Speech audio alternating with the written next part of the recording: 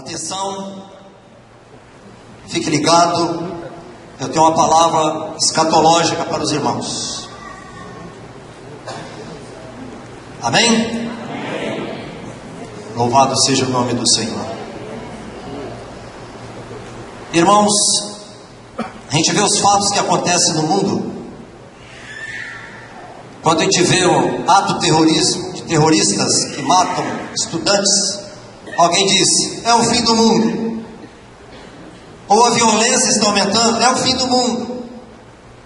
Problemas nas famílias, é o fim do mundo. Drogas, isso é o fim do mundo.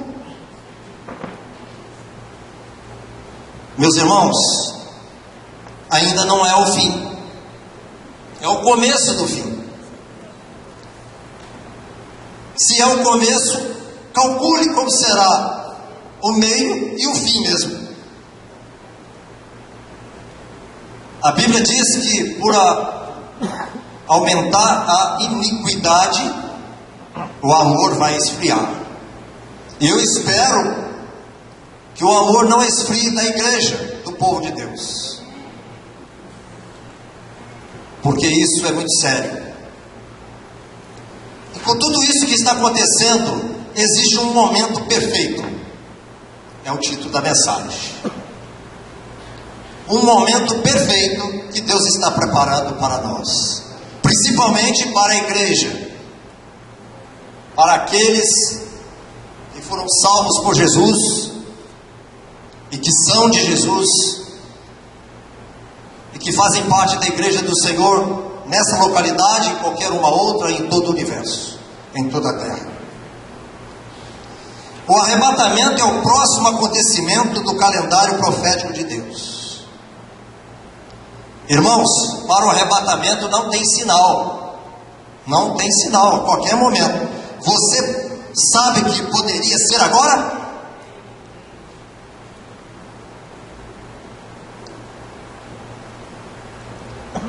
Isso que nós devemos estar pensando.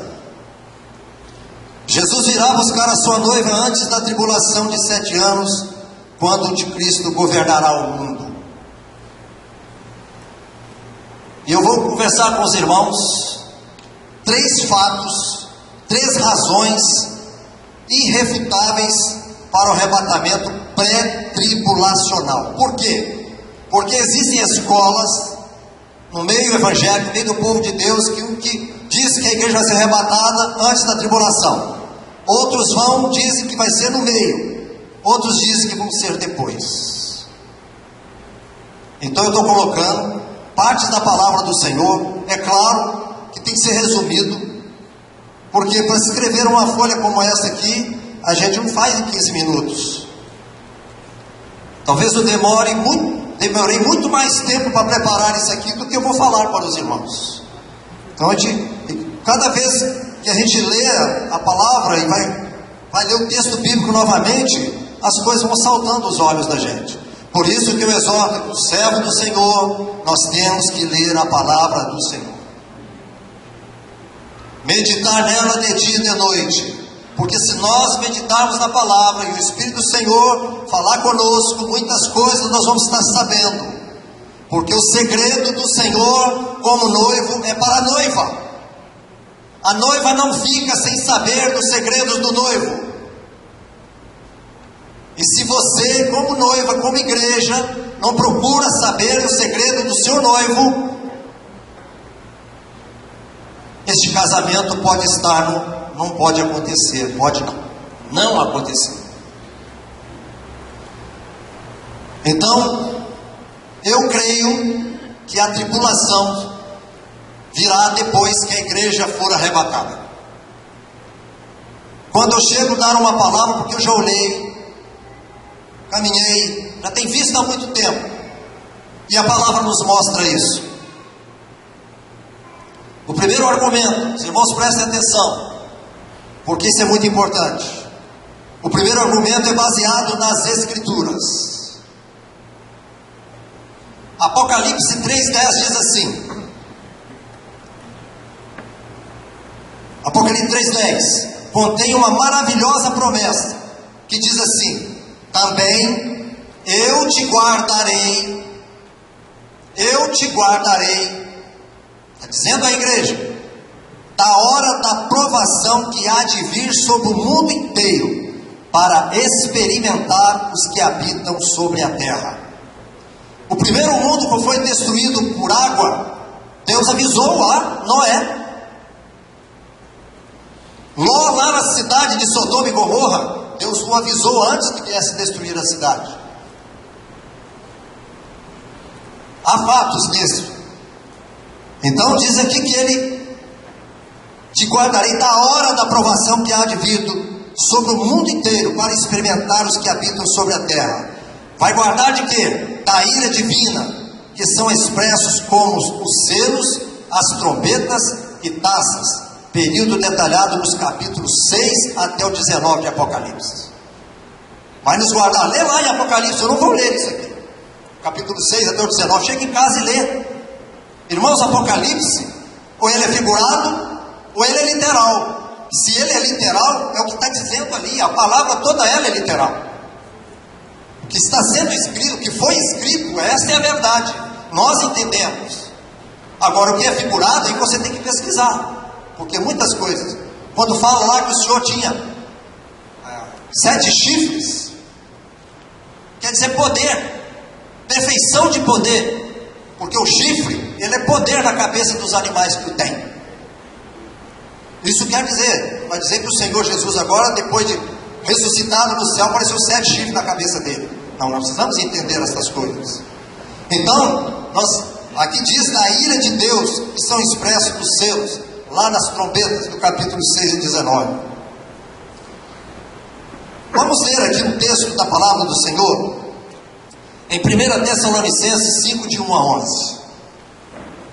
Interessante, irmãos, que existe uma cronologia na Bíblia, que o Espírito do Senhor, quando inspirou os irmãos a escrever, é claro que a Bíblia, ela não tinha versículos nem capítulos, existe uma sequência de revelação. Essas coisas são fáceis para nós acharmos. Tem aqui capítulo 4, capítulo 5, versículo tal, isso é para nós acharmos. Isso é importante. Mas interessante, tudo isso, a gente vê uma sequência.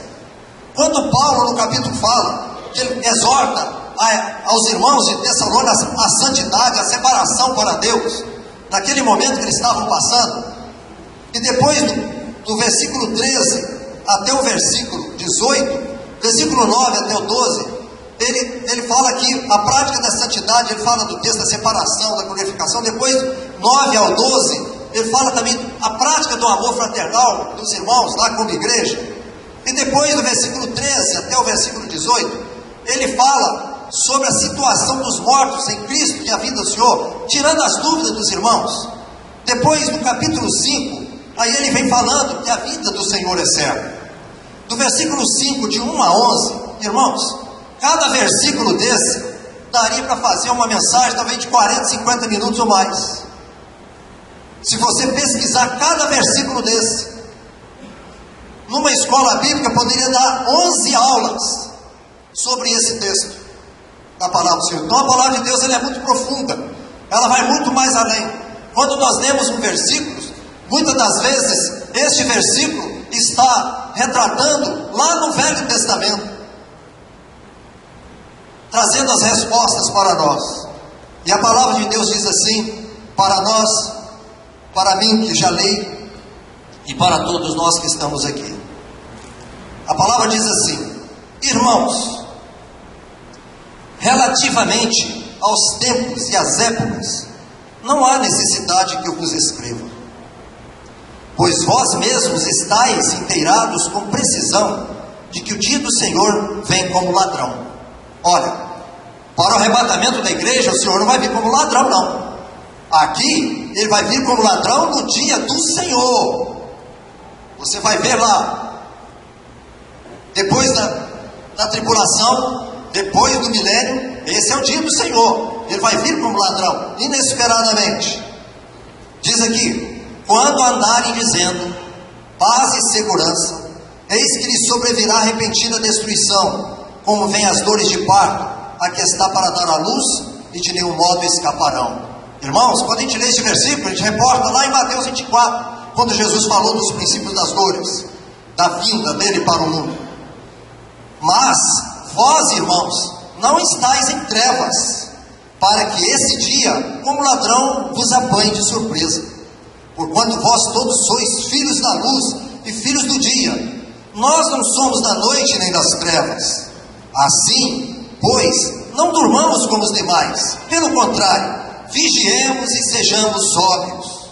Ora, os que dormem, dormem de noite. E os que se embriagam, é de noite que se embriagam. Nós, porém, que somos do dia, sejamos sóbrios, revestindo-nos da couraça da fé e do amor, e tomando como capacete a esperança da salvação. Porque Deus não nos destinou para a ira, mas para alcançar a salvação mediante nosso Senhor Jesus Cristo. O que Paulo está dizendo aqui? Ele não nos destinou para a ira. Que ira? Ele está falando sobre a grande tribulação que virá após o arrebatamento da igreja. A igreja não está destinada para a ira. No momento ele vai derramar a sua ira sobre a terra. Eu creio, e assim a palavra diz, que nós estaremos fora disso aqui. Que morreu por nós, para que, quer vigiemos, quer durmamos, vivamos em união com Ele. Olha, irmãos, quer vivemos, diz aqui, quer vigiemos, que estamos vivos. Quer durmamos, temos que morramos antes dele vir. Muitos santos, lá do Velho Testamento, alguém já me perguntou, depois que a gente morre, a gente fica na terra, vai para o céu, vai para onde? Olha, aqui a palavra está nos dizendo, quer vigiemos, quer durmamos, e vamos em união com Ele. Irmãos, mesmo nesta vida que nós estamos vivendo como igreja, a nossa união é com Cristo. E se nós passarmos, nós já estamos com Ele. Essa é uma verdade. Vivendo ou partindo dessa vida. Olha que interessante que chama a palavra. O servo do Senhor, o crente, ele não morre, ele dorme. Ele não está dormindo. O corpo está lá no túmulo, já virou pó de muitos, mas está com o Senhor na eternidade. Consolai-vos, pois, uns aos outros, e edificai-vos reciprocamente, quando também estáis fazendo. Quando a gente lê essa palavra de Paulo, do irmão Paulo, a igreja de Tessalonicense, sendo lida aqui nesta noite, isso é para consolar o nosso coração, e nós como igreja não estamos sendo esquecidos, não, das nossas lutas, das nossas dificuldades, no dia a dia, de ser luz para este mundo, de ser separado deste mundo. O Espírito do Senhor nos ajuda, Ele nos consola, Ele nos fortalece em cada dia. Amém? Então isso é muito importante para que nós venhamos entender. Esse texto que nós lemos separa claramente os crentes desse tempo vindouro de trevas e destruição, declarando: porque Deus não nos destinou para a ira, mas para alcançar a salvação mediante nosso Senhor Jesus Cristo. O verso 9 diz, o versículo 9 que nós lemos: não há um futuro brilhante para os ímpios, mas sim somente juízo de Deus. Para os ímpios, para os pecadores, para aqueles que não querem nada com o Senhor, que dão as costas para o Senhor, eles vão receber apenas o juízo de Deus, a punição do Senhor. Então esse é o argumento baseado nas Escrituras, de que Deus, nós fomos guardados e estamos aqui. Se você vê os contextos dos contextos, guardar da ira, você vai acompanhando na Bíblia, você vai vendo as citações da palavra do Senhor dizendo que vamos ser guardados nessas coisas. Então isso é muito importante, que nós devemos entender isso. Então nós seremos guardados no momento que o Senhor vier a derramar a sua ira, a sua cólera. Eu tenho uma palavra aqui, até aqui dentro, sobre a ira de Deus. Muitas vezes as pessoas falam: o amor de Deus, Deus é amor. No final mas será que vai ver um homem lá no inferno queimando pela eternidade? Deus é ira, irmãos. Deus é ira. Ele é amor, mas é ira. O único que a Bíblia não fala de ira é o Espírito Santo. Até Jesus irou um azorrague nas costas dos campistas lá no templo, chamado templo em Jerusalém.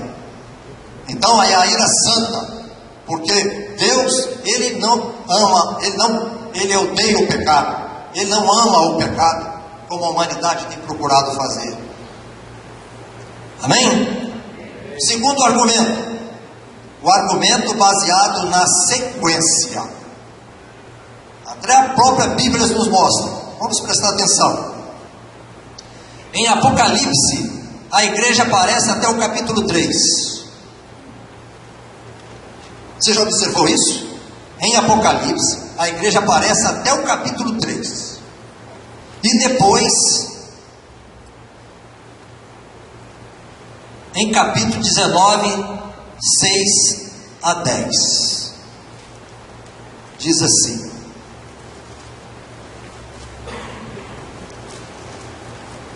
não vou ler do 6, vou ler do início. 19. Depois dessas coisas, ouvi no céu uma como grande voz de numerosa multidão dizendo: aleluia. Uma numerosa multidão. Aqui, olha, eu falei até o capítulo 3. Do capítulo 3 até agora, a partir do versículo 19, capítulo 6, aparece uma grande multidão. Uma numerosa multidão dizendo: aleluia. A salvação e a glória e o poder são do nosso Deus. Porquanto verdadeiros e justos são os seus juízos, pois julgou a grande meretriz, a Babilônia, que corrompeu o mundo e tem corrompido, que corrompia a terra com a sua prostituição, e das mãos dela vingou o sangue dos seus servos. Segunda vez disseram: aleluia, e a sua fumaça sobe pelos séculos dos séculos. Os 24 anciãos e os 4 seres viventes prostraram-se e adoraram a Deus, que se acha sentado no trono, dizendo: amém, aleluia. Saiu uma voz do trono exclamando: dai louvores ao nosso Deus, todos os seus servos, os que o temeis, os pequenos e os grandes. Interessante, eu estou lendo um livro que ganhei esses dias, fala sobre o temor do Senhor. Eu li 2 capítulos, ele colocou coisas muito importantes. Muitas das vezes o nosso culto ao Senhor, ele não vai muito além, porque nós não temos o temor que é devido. Nós igualamos o nosso Deus com aquilo que a gente acha que Ele é. Quando Deus tirou o povo lá do Egito, com mão de poder, de graça, e os trouxe para o deserto, lá eles fizeram o quê? Um bezerro de ouro. Igualaram a Deus com um bezerro de ouro. Muitas das vezes nós queremos fazer um culto dentro do ídolo que a gente faz no coração. O temor muitas das vezes faz. E a Bíblia diz que o temor é o princípio do saber. É o princípio da sabedoria. Primeiro, saber que o Senhor é Deus, que Ele é o Todo-Poderoso. Todos os seus servos que os temeis, os pequenos e os grandes. Então ouvi uma como voz de numerosa multidão. Olha, que multidão é essa? Como de muitas águas, como de fortes trovões, dizendo: aleluia, pois reina o Senhor, nosso Deus, o Todo-Poderoso. Esse Todo-Poderoso, irmão, aparece 9 vezes, lembrei que agora, 9 vezes em Apocalipse, o Deus que tem todo o poder. Alegremos-nos, exultemos e temos de glória, porque são chegadas as bodas do Cordeiro, cuja esposa a si mesmo já se ataviou. Já leu lá antes do texto de Coríntios, a bodas do Cordeiro? A igreja, lá na eternidade com o Senhor, porque chegadas as bodas do Cordeiro, cuja esposa a si mesmo já se ataviou, pois lhe foi dado vestir-se de linho finíssimo, resplandecente e puro, porque o linho finíssimo são os atos de justiça dos santos. Então me falou o anjo: escreve, bem-aventurados aqueles que são chamados às ceias da boda do Cordeiro. E acrescentou: são estas as verdadeiras palavras de Deus. Prostrei-me ante os seus pés para adorá-lo, adorar o anjo, no caso aqui João. Ele porém me disse: vê, não faças isto, sou conservo teu e dos teus irmãos, que mantêm o testemunho de Jesus. Adora a Deus, pois o testemunho de Jesus é o espírito de profecia. Então, irmãos, o irmão Paulo, o apóstolo, falou sobre o arrebatamento em 1 Tessalonicenses, capítulo 4, de 13 a 18, que nós não lemos, mas eu li o capítulo 5. E depois, no capítulo 5, João falou sobre a tribulação. Interessante, ele fala, no capítulo 4, ele fala do arrebatamento, e depois que ele fala da tribulação, ele não fala da tribulação e depois fala do arrebatamento. Os irmãos entendem que a cronologia da Bíblia já nos ensina que primeiro o Espírito mostrou a Paulo que Jesus arrebatará a sua igreja, e logo depois, até a cronologia, a Bíblia nos mostra que a igreja será arrebatada depois. Isso é muito para alegrar o nosso coração. Isso é muito importante. Uma sequência é semelhante que aparece em Apocalipse. Os capítulos 2 e 3 discutem a era da igreja, mas só no capítulo 6 é abordada a tribulação. O capítulo 5 fala da igreja. Já no capítulo 6, a própria palavra, na sequência da Bíblia, o Espírito colocou para mostrar que a sequência depois é a grande tribulação. Entre uma e outra porção, nos capítulos 4 e 5 de Apocalipse, lemos sobre os crentes que estão reunidos ao redor do trono de Deus. Quais são os crentes? Aqueles somos nós que vamos ser arrebatados, os salvos, e todos aqueles.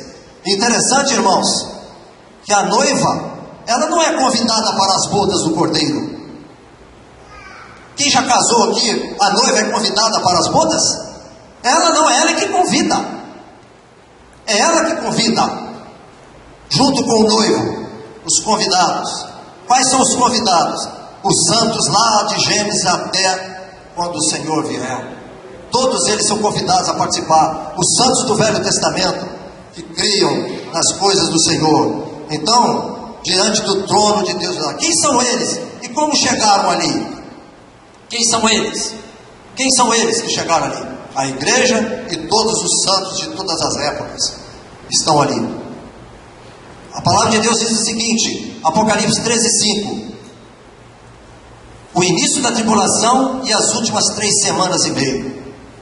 A palavra de Deus diz, irmãos, que após a igreja ser arrebatada, virá um tempo. Quais são? Os 3 anos e meio finais, que são os 42 meses, que são os 1260 dias. 42 meses quer dizer 1260 dias. Lá em Jeremias 37, tempo de angústia para Jacó. Quando diz lá em Jeremias, está falando da tribulação. Daniel fala das 70 semanas de Daniel, Daniel 9, 24, 27. Por que a 70 semanas? Porque o ungido, ele foi morto na 79ª semana. Jesus morreu nas 69 semanas. Falta uma semana para se cumprir. E essa semana, quando a igreja for arrebatada, aí vai vir. Olha, depois da morte de Jesus, depois da morte e ressurreição de Jesus, há um hiato. Já de quantos milênios aí?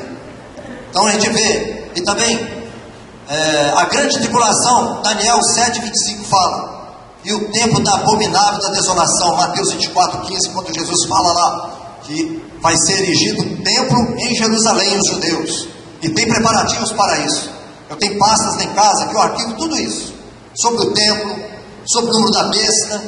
Eu tenho artigo da besta desde, não falava nem internet. Os primeiros coisas, está lá, vou arquivando, os papéis chegam, vou arquivando. Então as coisas vão acontecendo. O tempo do Senhor, Ele está aí para nós virmos estas coisas. Antes da ira do Cordeiro, diz, creio que eles são os cristãos.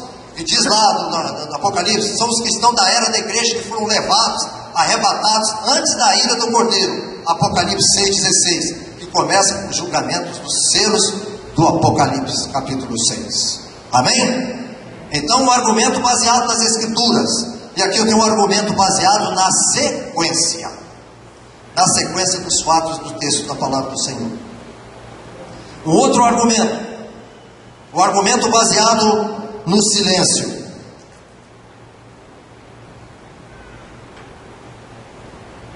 Por que não há menção da igreja na seção que fala da tribulação em Apocalipse? Todos os textos em Apocalipse que falam da tribulação, não se fala mais da igreja. Creio que seja bendita a esperança. A tribulação é para punir os gentios, incrédulos, e preparará Israel para o seu Messias, como diz lá em Zacarias 12:10. Eles olharão, sobre a casa de Davi, Jerusalém, derramarei o espírito de graça e de súplica. Tornar-se submissão a alguém, espírito de graça e súplica, eles vão entender que eles precisam ser submissos a Jesus, eles vão reconhecer a Jesus. Então, tudo isso, esse texto não tem propósitos semelhantes para a igreja, isso aqui é para o povo de Israel. Em vez disso, a igreja será levada daqui.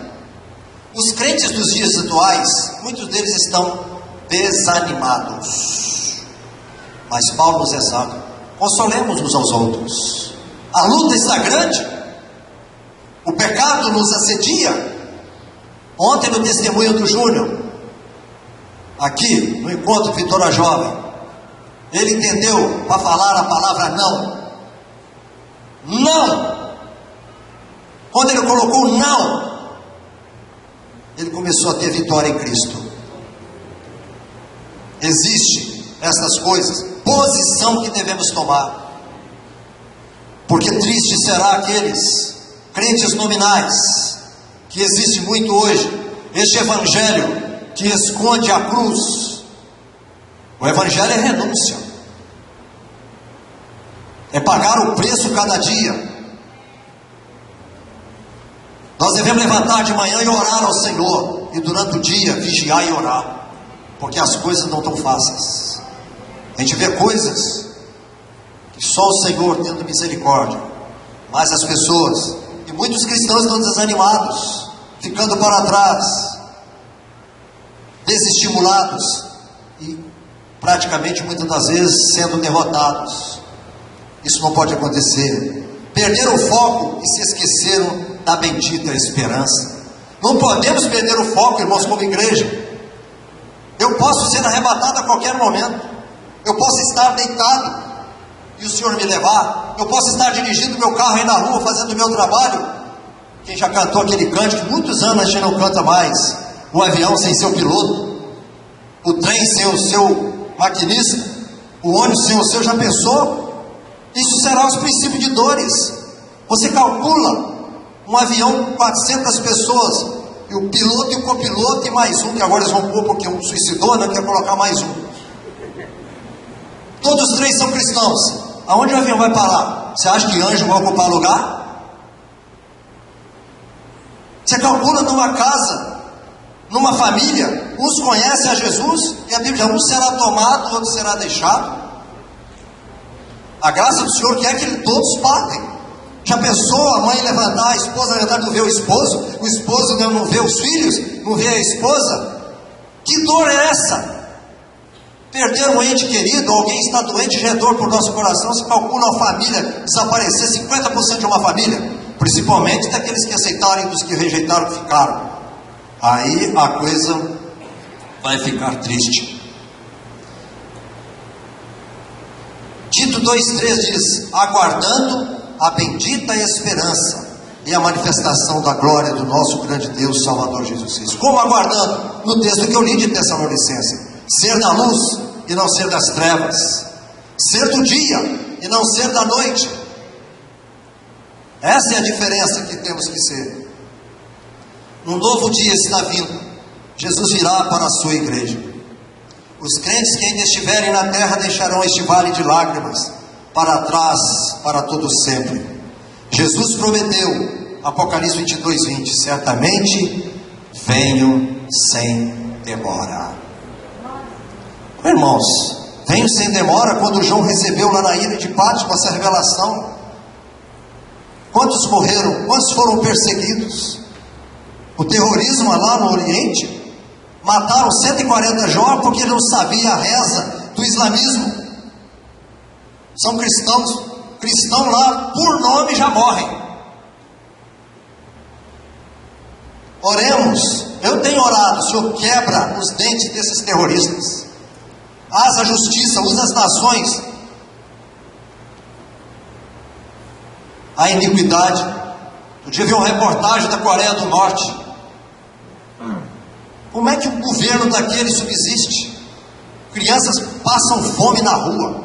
Mostrou o testemunho de um garoto que saiu lá da cortina da Coreia do Norte com 12 anos, para ele poder, arrumou uns feijões, torrou os feijões para poder comer durante o caminhar dele. Deixou pai e mãe, colocou no coração dele. Foi para o alto do monte, estudando como é que os guardas da fronteira faziam. Menino com 12 anos. Aí ele fugiu lá para a China, na divisa da China. Atravessou o rio à noite. Hoje ele é um universitário na China.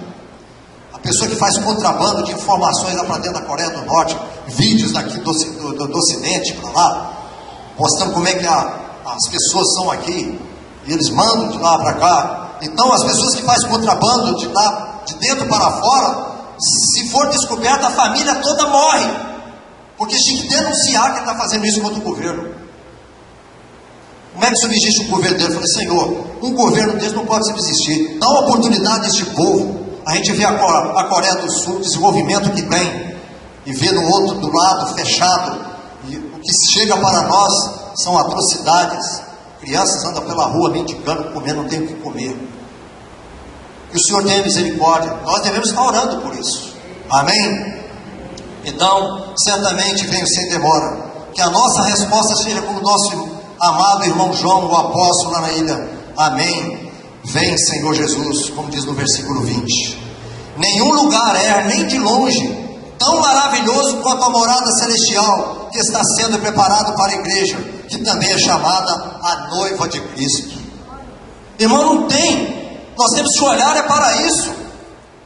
Tirar os nossos olhos daqui. A nossa bendita esperança está na eternidade. Se o Senhor demorar um pouco a vir, e eu partir antes dele vir, mas eu estou com o Senhor, ou com saúde, ou com enfermidade, é coisa. Paulo mesmo disse, o que Deus tem preparado para os homens, é coisas que os olhos não viram, é inefável. Filho pródigo estava na casa do pai, tinha tudo e deixou e foi comer alfarroba com os porcos. Deus, pela sua misericórdia, o aguardou e ele se levantou e veio. A noiva de Cristo. João 14, de 1 a 3. Aquele texto de que Jesus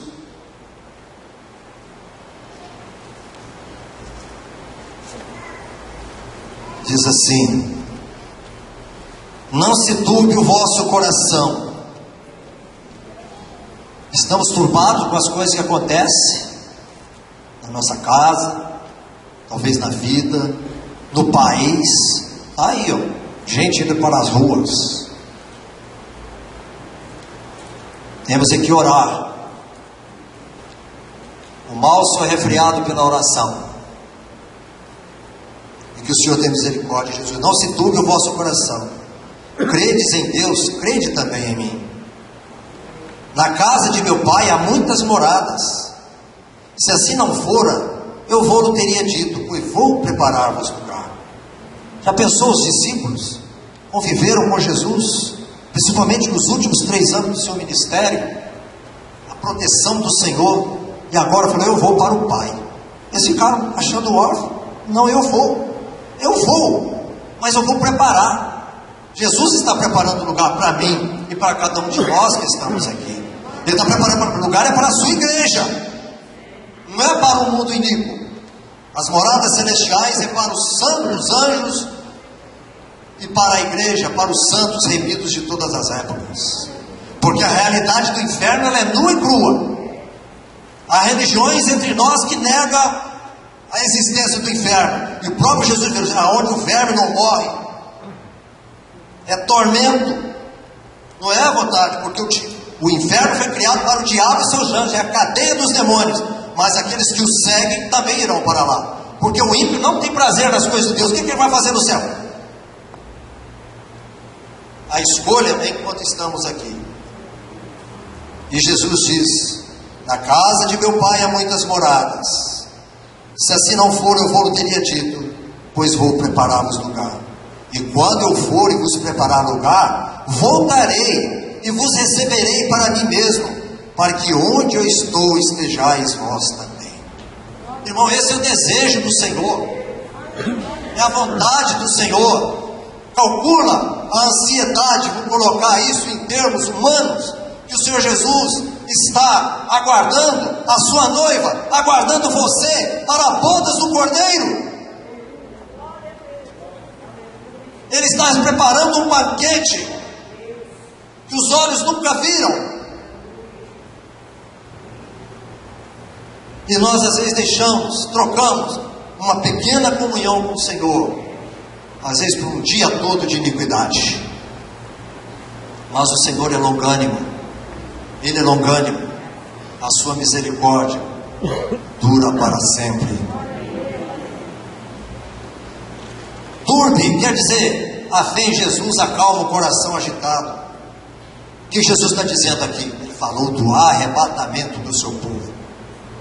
Irmãos daquela época morreram, dormiram no Senhor, não viram. Mas nós, hoje, 12 de abril de 2015, nós podemos ver neste momento. Muito de nós poderemos ver. Apocalipse 21, de 1 a 6, diz assim: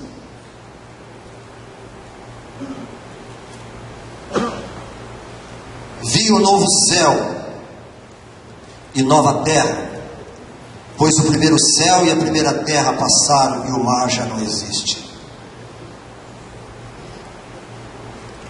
Vi também a cidade santa, Nova Jerusalém, a capital do céu. O céu vai ter uma capital, aonde Jesus é o Rei soberano, que descia do céu, da parte de Deus, ataviada como noivo, adornada para o seu esposo. Então ouvi grande voz vinda do trono, dizendo: eis o tabernáculo de Deus com os homens. No Velho Testamento, Deus mandou construir um tabernáculo para que a presença dele estivesse no meio do povo. Hoje, cada um de nós somos o tabernáculo de Deus na nova dispensação. Você é o naós de Deus, aonde o Espírito de Deus tem que habitar. O nosso corpo, a nossa vida só ocupa duas coisas: ou o Espírito Santo de Deus habita dentro de mim, ou são espíritos de demônios, com maior quantidade ou menos quantidade. Eu não sei medir estas coisas. A física já nos diz isso há muito tempo: dois corpos não ocupam o mesmo espaço. E assim também é na vida espiritual. A minha vida tem que ser dirigida pelo Espírito do Senhor, cada dia. O tabernáculo de Deus com os homens, Deus habitará com eles. Eles serão povo de Deus, e Deus mesmo estará com eles. Ele lhes enxugará dos olhos toda lágrima. Quantas lágrimas a gente já verteu, irmãos, por entes queridos que partiram. A gente lembra dos nossos entes queridos. Aleluia. Um dia eu vou ver a minha mãe, né, que o Senhor a levou quando eu tinha 14 anos. Eu disse um revoltado: Deus levou minha mãe, mais 7 irmãos, meu pai ficou sozinho. Deus cuidou, tem cuidado. Lembro do pai, né? Todos aqui nós lembramos. Quantas vezes eu vou passando em algum lugar, vejo aquelas máquinas trabalhando, né, puxando terra, e vem na minha mente o meu pai. Ele me levava para ver o serviço dele, construção de estradas. Eu lembro dele. A gente às vezes chora, a gente lembra. Mas tudo isso, eu vou ver o meu pai, servo de Deus, a minha mãe, e todos os santos que creram no Senhor. Vamos ver o irmão Valdir, e tantos outros irmãos, e outros que partirem ontem. Isso nos alegra, porque a nossa vida não está sujeita somente a esse torrão de terra, que cada dia a iniquidade se multiplica.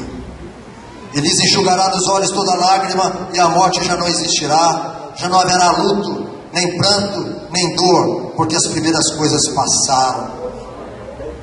E aquele que está sentado no trono disse: eis que faço nova todas as coisas. E acrescentou: escreve, João, porque estas palavras são fiéis e verdadeiras.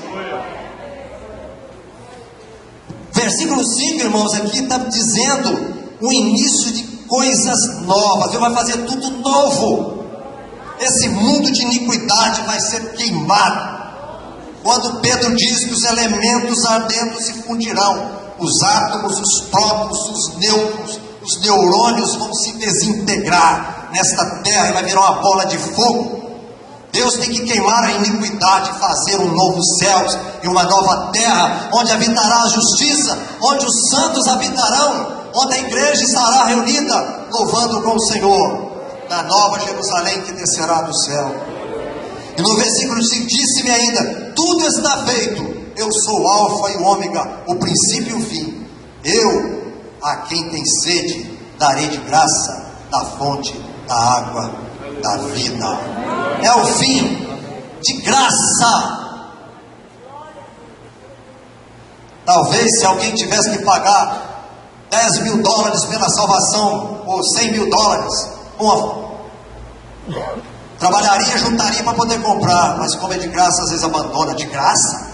Foi pela graça. Alguém pagou um alto preço. Alguém pagou um alto preço para me resgatar das garras do diabo. E nós não damos valor a isso. Irmãos, o pecado que vai levar as pessoas para o inferno não são os pecados de prostituição, de idolatria, de tanta coisa. É o pecado da rejeição de Jesus. O pecado de não crer em Jesus na sua vida e deixar que o Espírito habite e que Jesus seja Senhor da sua vida. Esse é o pecado que vai levar as pessoas para o inferno. Porque quando eu recebo Jesus, porque Ele já me recebeu primeiro, o Espírito já trabalhou, mas eu tenho na minha vida, o pecado já não tem mais domínio sobre a minha vida. Assim diz a palavra do Senhor. O vencedor herdará estas coisas, e eu lhe serei Deus e ele será filho. O vencedor, em Cristo somos vencedores cada dia, irmãos. Cada dia, basta cada dia o seu mal. Chegou 8 horas da noite, terminou o dia 7 horas. Senhor, muito obrigado que me guardaste do mal deste dia. Aquele que habita no esconderijo do Altíssimo, na sombra do Onipotente descansará. Aquele que habita tem a proteção de Deus. Muitas vezes citamos: o Senhor é o meu pastor. O Senhor não é seu pastor nunca, porque se fosse, Ele vai te guardar. Ele não vai nos deixar faltar nada. Amém? O vencedor herdará estas coisas, eu lhe serei Deus, ele será filho. Quanto, porém, aos covardes, covardes é aqueles que não tomam uma posição por Jesus. Não é porque alguém, uns fala covarde, tímidos, né? O tímido herdará o reino do céu. O tímido é aquele que não toma uma posição, não é aquele que vem aqui com liberdade de falar. Não é esse, não. É o covarde que não busca. Aos incrédulos, aos abomináveis, aos assassinos, aos impuros, aos feiticeiros, aos idólatras, aos mentirosos. Você acha que mentiroso, irmão, é só aqueles que pregam mentira? Mentirosos são aqueles que desviam da verdade. Se eu sei que a verdade é a igreja, é o corpo do Senhor na localidade, e nós damos testemunho disso, e alguém deixa este princípio que já entendeu, ele está sendo mentiroso daquilo que pregou. É um mentiroso quem diz que a igreja é o corpo do Senhor numa localidade e faz parte de uma denominação, e ele já teve entendimento que uma denominação não é de Deus, mas o povo que está lá é de Deus. Isso nós precisamos entender. Os salvos são do Senhor, os salvos vão estar na eternidade com o Senhor, todos nós juntos. Os mentirosos, a parte que lhes cabe será no lago que arde com fogo e enxofre, a saber, a segunda morte. A primeira morte é essa, partiu daqui, e depois tem a segunda morte, que é o banimento da presença do Senhor. Como é que se nega o inferno no texto desse aqui?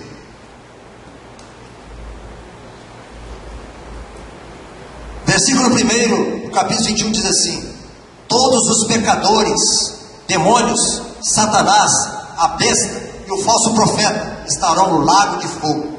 Todo o universo que conhecemos será destruído. 2 Pedro 3, 10, 13. Haverá uma nova criação. Versículo 2 do que eu li: a cidade capital do céu, Nova Jerusalém, lugar de perfeita santidade, desce do céu. Versículo 3: a casa de Deus, o tabernáculo, a morada de Deus. O versículo 4 fala: jamais haverá uma lágrima no céu, nada será triste, decepcionante, deficiente ou errado. O versículo 5 diz: Deus sempre fala a verdade, são fiéis e verdadeiras as suas palavras. E no verso 6 Jesus diz: Jesus é o alfabeto supremo, o alfa e o ômega, o princípio e o fim. Não há conhecimento fora do seu poder.